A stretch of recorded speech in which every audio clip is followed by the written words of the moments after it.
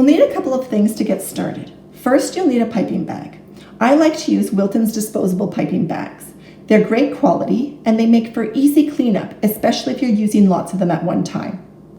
I use the 12-inch piping bag for my small piping tips and the 16-inch piping bag for my large piping tips.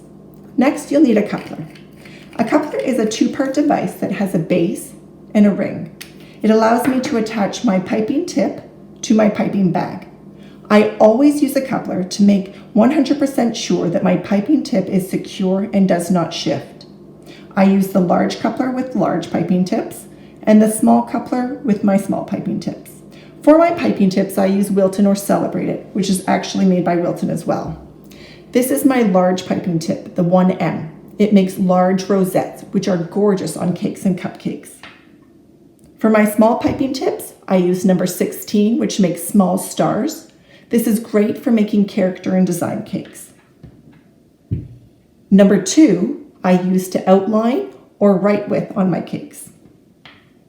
And last, number 233. This makes grass or fur like on an Elmo cake. Next, you'll need a pair of scissors. Last but not least, you'll want your yummy icing. Now my secret icing is the Betty Crocker Creamy Deluxe French Vanilla Icing. I know that's not what you thought I was going to say. But it's yummy, it works great, and it saves me tons of time for both making and cleaning up. Now, an important part of piping is chilling the icing. I like to chill my icing for a minimum of 30 minutes prior to icing. Now, that depends on how much icing you're using. The chilled icing allows for your piping designs to come out more crisp, and they look absolutely gorgeous. Now, let's put this all together. Today, I'm going to use the 12-inch bag, so we're just going to put that one aside for now.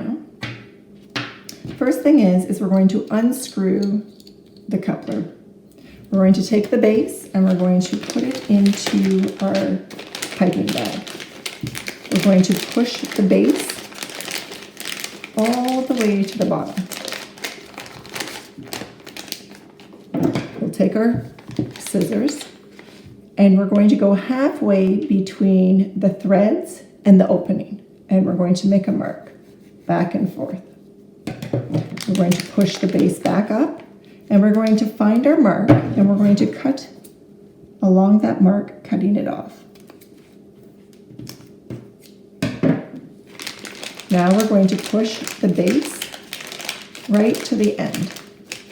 And you can see it's not going to pop off. That's pretty strong, so it's going to stay on there. Next, I'm just going to use number 16 and I'm going to put my piping tip on.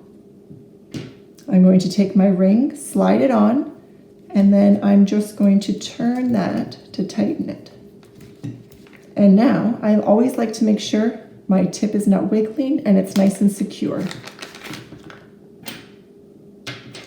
So one thing to note is with the Wilton bags, they have this max line. So that's what they recommend for how far you should fill up your icing bag. But if you don't have that line, not to worry. The rule of thumb is to only fill up the piping bag halfway. So this is the prepared piping bag. Now we're actually going to fill it. All right, so let's fill our piping bag.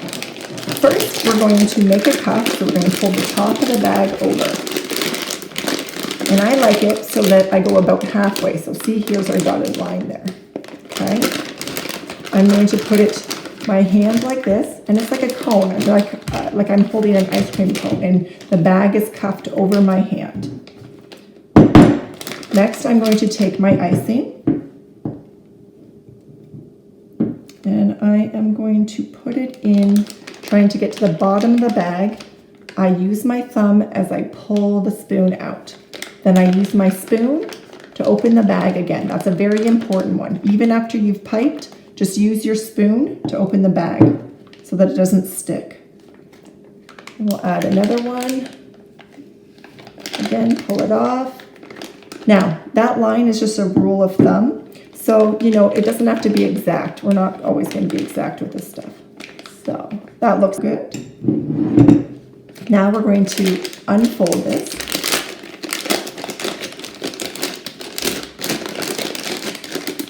And now we have filled our piping bag. Now, one thing to keep in mind, it is extremely important. You do not want to overfill this piping bag.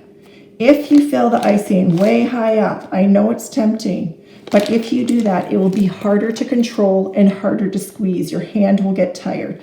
Not to mention, this icing will warm in your hand, and then it will eventually be just globs coming out of the icing bag. You want crisp design, so you want the chilled icing. Okay, so now that we have the icing in the bag, we're going to push it down like so. Okay. Now, one thing to look for is air pockets. So I don't really see any on here. Here's a couple air pockets. What I like to do is squish the icing a bit. Just be careful it doesn't shoot out the end there. And then if you've moved that, again, you want to get all the icing to the bottom so that it's nice and firm and plump. Because at the end, we're going to twist the bag. We're going to keep that in our hand. And now the icing bag is prepared. Now that you have mastered preparing and filling a piping bag, you are ready for the next step, which is piping techniques. So click that link and we'll see you there. Happy decorating!